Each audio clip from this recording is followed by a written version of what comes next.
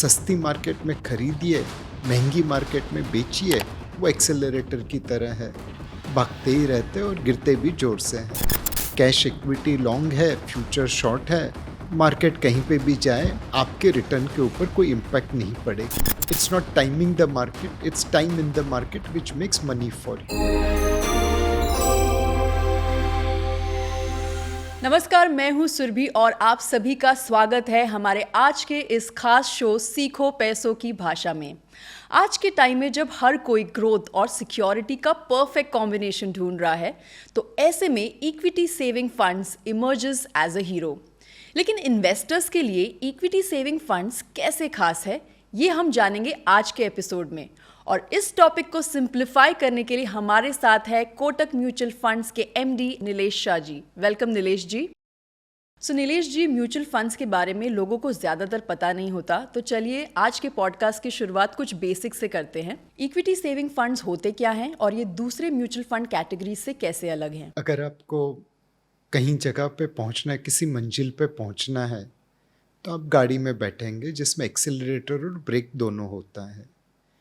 Equity saving scheme ऐसी गाड़ी है जो आपकी मंजिल पे पहुंचा सकती है। इसमें एक्सेलरेटर है इक्विटी के रूप में और ब्रेक है डेट के रूप में।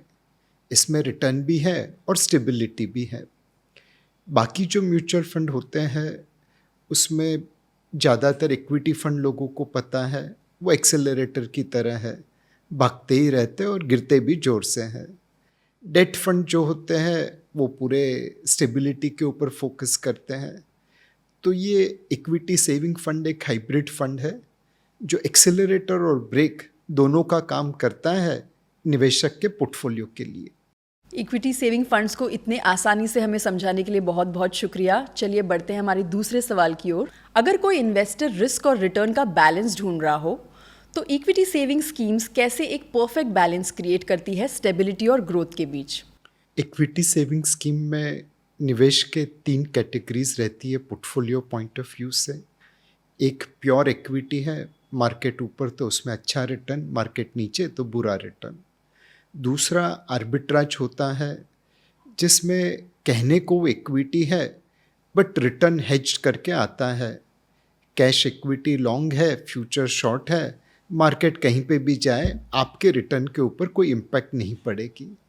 और तीसरा अलोकेशन है वो डेट में रहता है, जिसमें ब्याज की दरें थोड़ी बहुत ऊपर नीचे हो तो एनएवी थोड़ी बहुत ऊपर होती है। तो इसमें डेट और आर्बिट्राज मिला के स्टेबिलिटी देते हैं। कैश इक्विटी आपको एक्सेलरेशन या ग्रोथ देता है। तो स्टेबिलिटी और ग्रोथ, रिटर्न और रिस्क, ये दोनों का संतुलन इस फंड में रहता है। चलिए अगले सवाल की ओर बढ़ते हैं। आज के मार्केट सिनारियो में चाहे एक्सपीरियंस्ड इन्वेस्टर्स हो चाहे नए इन्वेस्टर्स हो, आपके हिसाब से इक्विटी सेविंग स्कीम्स क्या रोल प्ले करता है इन इन्वेस्टर्स के लिए? कई बार हमने देखा है कि निवेशक को पैसों की ज़रूरत नहीं है, बट जब मार्केट गिरता है तो डर के मारे वो निरुत्साह हो जाता है, भयभीत हो जाता है और रिडीम कर लेता है। मार्केट में पैसा तब बनता है जब आप लंबी अवधि के लिए निवेश करें। एक बहुत अच्छी कहावत है, it's not timing the market, it's time in the market which makes money for you. अब हम लोगों को कैसे प्रोत्साहित करें कि आप लंबी अवधि के लिए निवेश करें, गिरती हुई मार्केट में आपको डर कम लगे। तो इक्विटी सेविंग स्कीम में जो इक्विटी अलोकेशन होता है कैश इक्विटी का, वो मार्केट वैल्यूएशन से लिंक्ड है। एक्सपेंसिव मार्केट में इक्विटी अलोकेशन कम होता है, 10% के आसपास जा सकता है। सस्ती मार्केट में 50% के आसपास जा सकता है। एवरेज इक्विटी अलोकेशन पिछले कुछ सालों का 30% के आसपास होगा। तो बढ़ती हुई मार्केट में ये अपने आप इक्विटी बेचता है, गिरती हुई मार्केट में अपने आप खरीदता है, और इसी वजह से इसमें निवेशकों के लिए वॉलेटिलिटी कम है। तो आपको रिस्क भी मैनेज हो जाता है, रिटर्न भी मिल जाता है, स्टेबिलिटी भी मिलती है, एक्सेलरेशन भी मिलता है।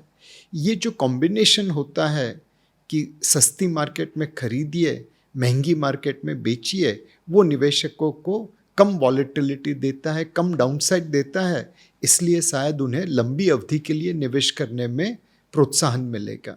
वेरी वेल सेड नीलेश जी। हम ज़्यादा मार्केट के बारे में जानते नहीं हैं, लेकिन आई एम श्योर हम सभी ने अपने दोस्तों से, रिश्तेदारों से ये बात सुनी है कि उन्होंने किसी फंड में बहुत सालों पहले पैसे लगाए थे और अब कुछ साल बाद जब अच्छे से लंबे समय मार्केट में रहने के बाद उन्हें बहुत अच्छे रिटर्न्स मिले हैं। इसी के साथ हमने ये भी सुना है कि शॉर्ट टर्म इन्वेस्टमेंट में कई बार लोगों को काफ़ी नुकसान होता है, और अब आपने उस बात की पुष्टि की है। सो थैंक यू सो मच, इतना इम्पोर्टेंट पॉइंट। इन्वेस्टमेंट कभी शॉर्ट टर्म नहीं होता, स्पेक्यूलेशन ही शॉर्ट टर्म रहता है। इन्वेस्टमेंट का मतलब ही लॉन्ग टर्म है। Very well said again sir, thank you so much. चलिए हमारे अगले सवाल की ओर बढ़ते हैं। जब कोई इन्वेस्टर एक इक्विटी सेविंग फंड चूज़ करता है तो उन्हें किन फैक्टर्स का ध्यान रखना चाहिए, और फंड मैनेजर की एक्सपर्टीज़ कितनी इंपॉर्टेंट होती है इस डिसीजन में? हर गाड़ी में ड्राइवर होना ज़रूरी है, बट एक ड्राइवर को आप खटारा कार दे दो और बोलो कि रेस में लड़, और उसी ड्राइवर को एक बहुत अच्छी बेहतरीन कार दे दो और बोलो अब रेस में उतर, तो जाहिर है कि कौन सा ड्राइवर जीतेगा। रेस जीतने के लिए, मंजिल पे पहुंचने के लिए गाड़ी और ड्राइवर दोनों अच्छा होना जरूरी है। फंड मैनेजर और फंड हाउस गाड़ी और ड्राइवर की बराबर है। फंड हाउस गाड़ी बनाते हैं, बाउंड्री बनाते हैं, अपने फंड मैनेजर को इक्विप करते हैं कि वो मार्केट को मैनेज कर सके, मार्केट के रिस्क को मैनेज कर सके, सही तरीके से निवेश कर सके, और फिर उस रिसोर्सेस, उस टूल्स का फ़ायदा उठा के फंड मैनेजर निवेश करते हैं। इक्विटी सेविंग स्कीम में जो सबसे बड़ा बेनिफिट है निवेशकों के लिए, वॉलेटिलिटी कम और महंगाई से ज़्यादा रिटर्न पाने की क्षमता। कई बार हमने देखा है कि जो निवेशक हाई टैक्स ब्रैकेट में है उनके लिए इक्विटी सेविंग स्कीम बहुत उचित है, बिकॉज उसके रिटर्न डेट फंड से थोड़े ज़्यादा वॉलेटाइल है, ज़्यादा रिस्की है, बट टैक्सेशन इक्विटी फंड की तरह होता है। तो इक्विटी फंड से कम वॉलेटिलिटी पे इक्विटी फंड का टैक्सेशन मिले, वो किसी भी हाई टैक्स पेयर के लिए सोने पे सुहागा है। बिल्कुल sir. So thank you so much Nilesh ji. आज के हमारे इस एपिसोड को आपने इतना इंटरेस्टिंग बनाया। इतने कॉम्प्लिकेटेड टॉपिक्स जो हमें और हमारे दर्शकों को लगते हैं, आपने उनको इतना सिंप्लीफाई किया और साथ ही साथ उसे इतना इंटरेस्टिंग भी बनाया। सो thank you so much for being here with us today.